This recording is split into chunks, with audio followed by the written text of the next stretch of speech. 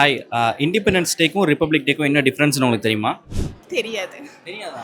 இந்த விளையாட்டுலாம் என்கிட்ட வச்சுக்காத. தெரியாது தெரியாது தெரியாது. ரெண்டும் ஒன்றும் இல்லையா? சொன்னீங்கல சாரு.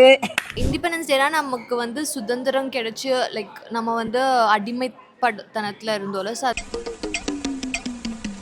இண்டிபெண்டன்ஸ் டேனா சுதந்திரம் வாங்கின நாள்னு தெரியும். ரிபப்ளிக் டேனா எனக்கு பெருசா ஐடியா இல்லை. என்னடா இண்டிபெண்டன்ஸ் டேனா நமக்கு குடியரசு தினம், ரிபப்ளிக் டேனா நமக்கு சுதந்திர தினம். இண்டிபெண்டன்ஸ் டே நமக்கு சுதந்திரம் கிடைச்ச அன்னைக்கு இண்டிபெண்டன்ஸ் டே. இந்தியா ரிப்பப்ளிக் ஆனது வந்து ரிப்பப்ளிக் டே. என்னங்க எனக்கு ஒண்ணுமே புரியல. அதுதானப்பா எனக்கும் புரியல.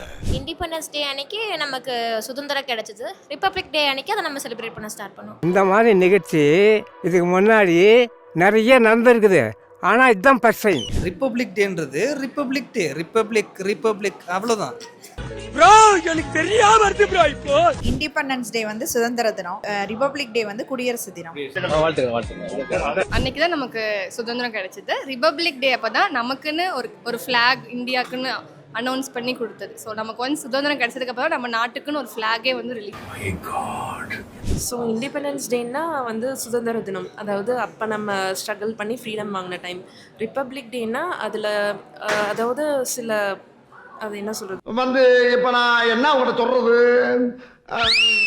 இப்போ நம்ம இந்தியா குடியரசு வாங்கினதுக்கு அப்புறமா ஃபர்ஸ்ட் குடியரசுத் தலைவர் யார்? குடியரசுத் தலைவர் ரொம்ப கஷ்டம் ப்ரோ, ரொம்ப கஷ்டம். ப்ரோ, உங்ககிட்ட ஒரு கொஸ்டின் கேட்கலாம். வெயிட்டிங் இருக்கு போயா.